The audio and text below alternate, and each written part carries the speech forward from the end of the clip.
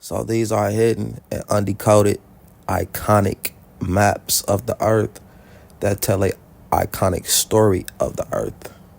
They tell a multifaceted story. You can see the woman standing on the man on top of him, symbolizing gender wars. The center of these maps is always the six continents where men rule. And we know this because Antarctica's 360 ice wall that surrounds our six continents is always highlighted in these maps, which is also a symbolic highlight.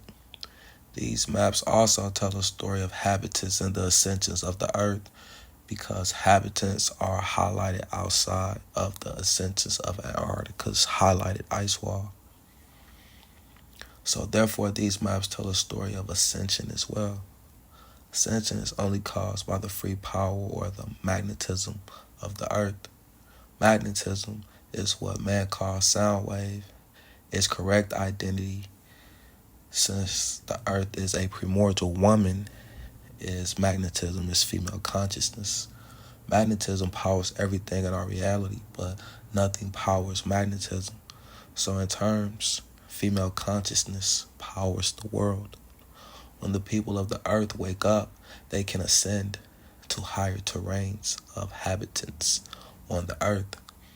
When we look at biblical stories such as the Garden of Eden, and such as the woman and the dragon in Revelations 12, verses 1 through 6, the woman is cursed on the earth, on the lower planes of the earth, that is.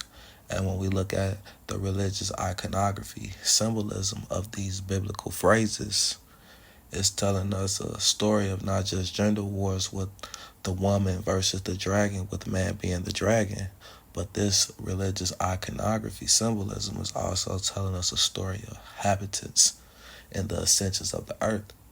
And because these gender wars, and it seems man is doing everything and causing every distraction for us to not get to these habitants and the ascensions of the earth. When we see the iconography of Cali, this is extreme gender wars. The Candaces, which were the warrior queens of Egypt, the warrior queens of Meroe and Nubia and Kerma, all left gender war symbolism. Gender wars was very, very extreme in the South. Asia, Cambodia, China, and very vast iconographic symbolism was left in these regions as well. Maps left by women named terror maps also display a tell-all gender war story with habitants and the ascensions of the earth. However, during the beginning stages of these maps, you can see the earth displayed peacefully as a peaceful woman. Man kept contrast to this symbolic goddess name of terror by calling the earth terror. When man say extraterrestrial, man is saying extra terrain or extra terror or extra earth, in which these maps are displaying. As I said in the beginning phases of these maps of the earth, you can see the earth represented as a peaceful woman, and at other times, you can see her wrath against man. In later times, you can start to see this iconography change. These wars against women lasted all the way up until the 1800s with witch trials against women.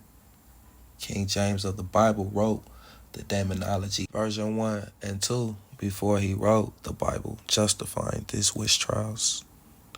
All religions were originated as cults of men warring against women. The earth has experienced extreme gender wars, man versus woman. We have been vaccinated, indoctrinated to the point of illusion and betrayal, and are unable to remember. Now, it's time to remember.